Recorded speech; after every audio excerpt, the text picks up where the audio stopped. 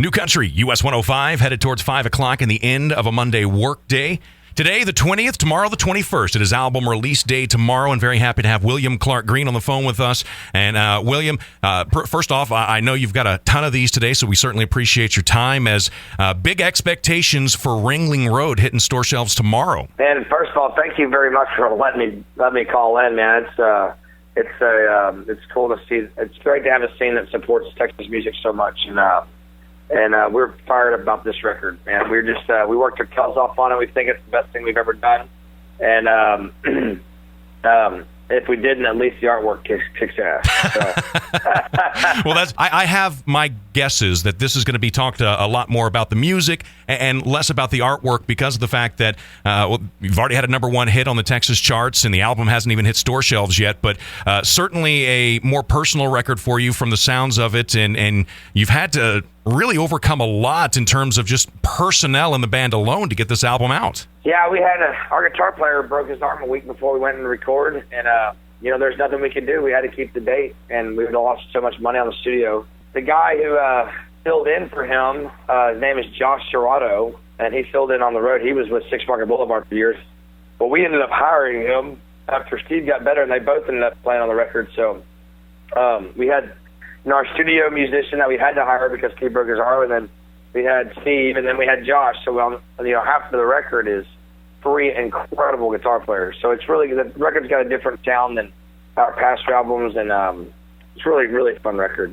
Do you feel almost like that pressure that came with it kind of took you out of your comfort zone a little bit, and you were in Nashville, so a lot of pressure there, but it seems like maybe that kept you distracted from the actual pressure itself and gave you something else to think about?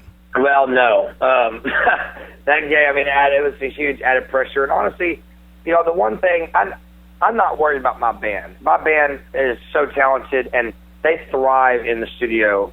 It's all about my pressure is about the songs, and the songs either going to be good enough, or the songs are either going to be good enough or they're not going to be good enough. My band's going to do a fantastic job playing them, no matter what the song is. But it's on me whether the song is good or not. You know what I mean? Absolutely. And so they that was the biggest pressure on this record, was Rose Queen really was a really good record for us. It was it's kind of launched. It was the launching pad on our career, and this one was either going to be better than Rose Queen or it was going to be worse than Rose Queen. It wasn't going to be equal to Rose Queen. It was either going to be either or, and that was where the pressure hit the hardest, because it was like, as a writer, it's like, it's so hard to have the pressure and have your mind open, and free to writing creative stuff. So, but I feel like we did it, and it was a lot of fun doing it, and I had some people helping us out, and it was it really turned out to be a really good record for us. I really hope people like it. Well, the album Ringling Road is out in stores and online as of tomorrow. Be sure to pick that up. William Clark Green playing at Blumenfest coming up May 15th. That is the first night of the festival, and it's all presented by HEB. We'll see and hear some of that new music then. William Clark Green, thank you so much for your time. I certainly appreciate it. Man, thank you for having me.